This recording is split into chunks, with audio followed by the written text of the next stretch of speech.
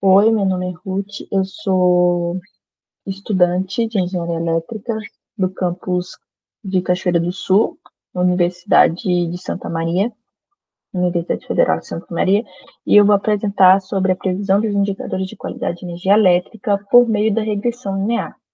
O artigo ele foi dividido em tópicos, na qual está a introdução, metodologia, estudo de caso, resultados, conclusões e referências bibliográficas.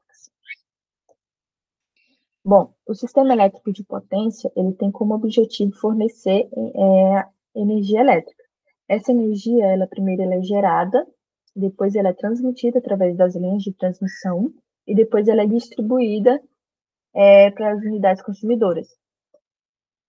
Para qualificar essa energia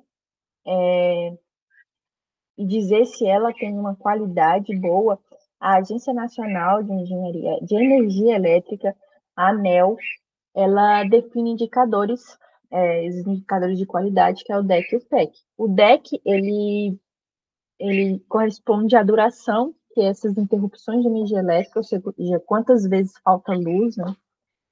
E o FEC, que é a frequência que essas interrupções acontecem. A ANEEL, hoje, ela tem uma metodologia que ela faz uma clusterização entre os conjuntos. Atualmente, hoje, a gente tem 3.061 conjuntos, dentre 52 distribuidores. Então, ela faz uma metodologia, uma clusterização desses 3.061 conjuntos e define que conjuntos semelhantes se obtêm comportamentos semelhantes, desempenhos semelhantes. Então, nisso, são agrupados conjuntos e definidos limites para eles. Visto isso, o planejamento e a previsão desses indicadores é de extrema importância, já que ele prevê a qualidade dessa energia. Então, eu acabei usando nesse artigo a regressão linear, que é uma análise estatística muito simples. Ela tenta prever resultados futuros através de uma base de dados históricas, traçando uma reta, como se fosse não, uma equação de primeiro grau, né? E a análise envoltória de dados que, através de entradas, eu obtenho saídas que é o input oriented e o output oriented. Nesse artigo, eu acabei usando o input oriented, e ele corresponde à eficiência. Então, para 3.061 conjuntos, eu vou ter a eficiência de cada um desses conjuntos. E essa eficiência que eu acabei usando, ela é de 0 a 1, uma escala de 0 a 1. Então, quanto mais perto de 1, mais eficiente são esses conjuntos. Bom, a metodologia, ela foi separada em 3 cenários, ou seja, foi aplicada 3 metodologias diferentes. O primeiro cenário, eu tenho aqui duas entradas. Eu tenho o histórico dos apurados, dos indicadores apurados, ou seja, do que foi apurado naqueles anos de 2010 a 2020. E também eu tenho o input oriented, que é aquele input que eu tenho uma escala de 0 a 1. E com isso eu tenho quantos conjuntos eficientes o Brasil tem, né? Daí, depois, com o histórico dos apurados, eu fiz uma regressão linear e previ os apurados, né? Foi uma previsão dos apurados de 2021 a 2023. Depois foi feito um pré-processamento, porque a base de dados que eu tinha não era uma base de dados muito completa, tinha vários dados faltantes, vários conjuntos que não tinham todos os dados. Então, por isso, não teve uma previsão muito boa. E daí eu defini a zona de limites eficientes. O que seria a zona de limites eficientes? Bom, como eu tenho um conjunto de eficientes, eu peguei o DEC apurado e o FEC apurado, o maior e o menor desses conjuntos. E nisso eu obtive um intervalo. Esse intervalo é definido a zona de limites eficientes. É onde todos os conjuntos têm que estar no final. Aí depois eu fiz uma seleção de um conjunto de referência, ou seja, todo conjunto agora ele passa a ter um conjunto de referência através do coeficiente angular obtido na regressão linear. Depois eu fiz um ajuste da projeção, porque uma média, foi feita uma média de cada conjunto com o seu conjunto de referência. E daí foi para o cenário 1. O cenário 1 eu acabo forçando o último ano desses conjuntos a estar dentro da zona de limites de eficientes que eu defini anteriormente. E nisso eu obtive limites para os anos de 2021 a 2023.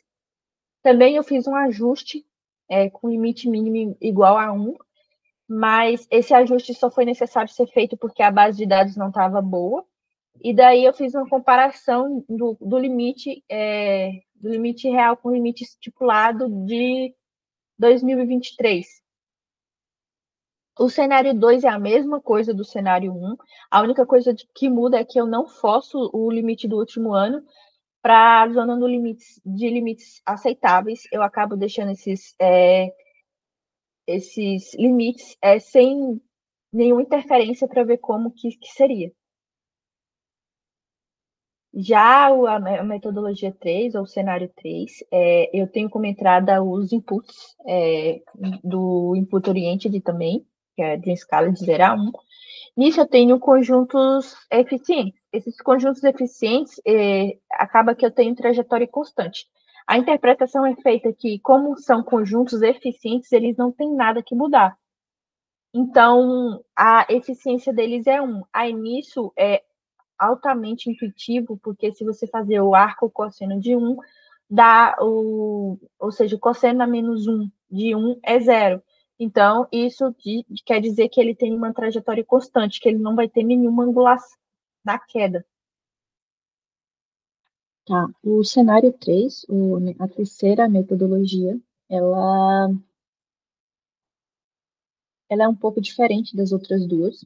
Ela tem como entrada só o DEA e uma informação que seria o limite, eu defini como limite ano 3, mas seria o apurado do último ano. Ele não precisa de uma base de dados histórica, então o que é que o DEA faz? O DEA acaba me fornecendo quais são os conjuntos eficientes. Então, os conjuntos eficientes, foi interpretado que conjuntos eficientes não precisam mudar, eles são eficientes. Então, a trajetória deles permanece constante. Então, a trajetória dele vai ser igual ao limite dele do último ano, do apurado do último ano. Já os conjuntos que não são eficientes, eu fiz um arco cosseno da eficiência.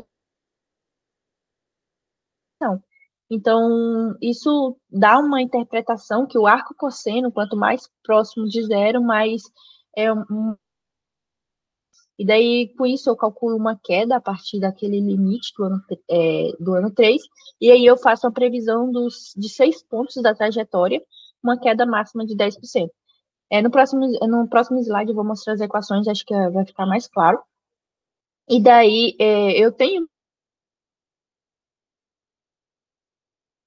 com o limite do ano 3 menos a queda total, que é o que foi calculado anteriormente, vezes a fração. Essa fração eu coloquei com que a queda seria até 10%. Essa interpretação, essa metodologia, eu acho que fica mais fácil de visualizar se for comparada ela com a hipotenusa de um triângulo. Quanto mais eficiente, mais essa queda vai ficar constante. Quanto menos eficiente, mais eu vou ter queda. Só que para esses conjuntos não chegar a 0 e não ficar uma queda muito, muito brusca, eu usei 10%. Então, essa fração o que corresponde a essa fração, né? Bom, foi feito alguns estudos de casos, o estudo de casos foi só para cada um dos cenários. E aqui está uma tabelinha resumindo dos dados de entrada que eu usei. O cenário 1 e o cenário 3 foi usado os mesmos dados de entrada, que é os históricos do limite apurado de 2010 a 2020. E do cenário 3 foi só o limite do ano 3, que é o apurado do último ano. o processamento aqui tá a média da regressão do conjunto e do conjunto de referência, e o cenário 1 eu tenho um forçamento para a zona dos limites aceitáveis. Já o cenário 2 eu não forço esses limites, e o cenário 3 eu faço essa queda, que é o que parece ali com a hipotenusa de um triângulo, né? E aí as saídas eu tenho limites para 3 anos do cenário 1 e 2 e 3. Claro que isso é muito. Isso poderia ser. Eu poderia pegar limites para mais anos, só que como a gente mexe com regressão linear, a gente sabe que quanto mais eu prevejo, menos mais é o erro daquilo ali. Então, eu precisava de uma base de dados melhor, enfim. Aqui tá os resultados de uma distribuidora que eu escolhi, a Electro 19 conjuntos apenas. E aqui dá para ver que o cenário 1 e 2 ele fica igual, semelhante praticamente, porque é a mesma coisa, né? Só vai ter diferença daqueles conjuntos que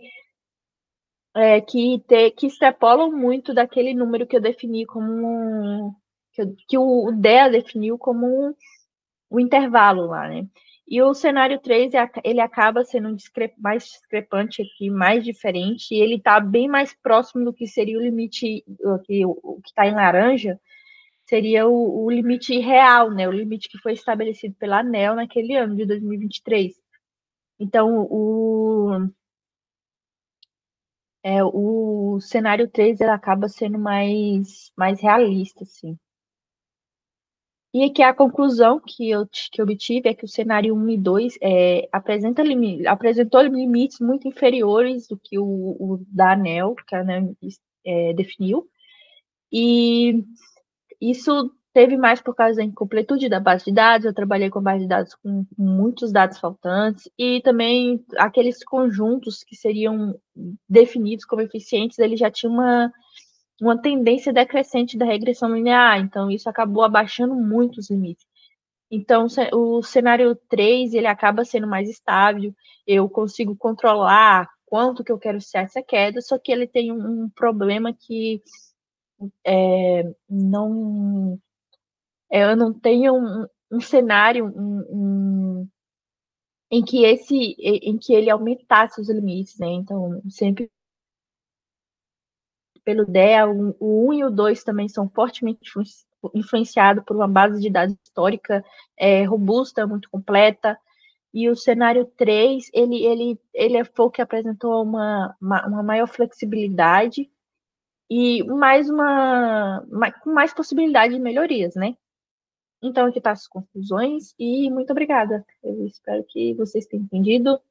E é isso.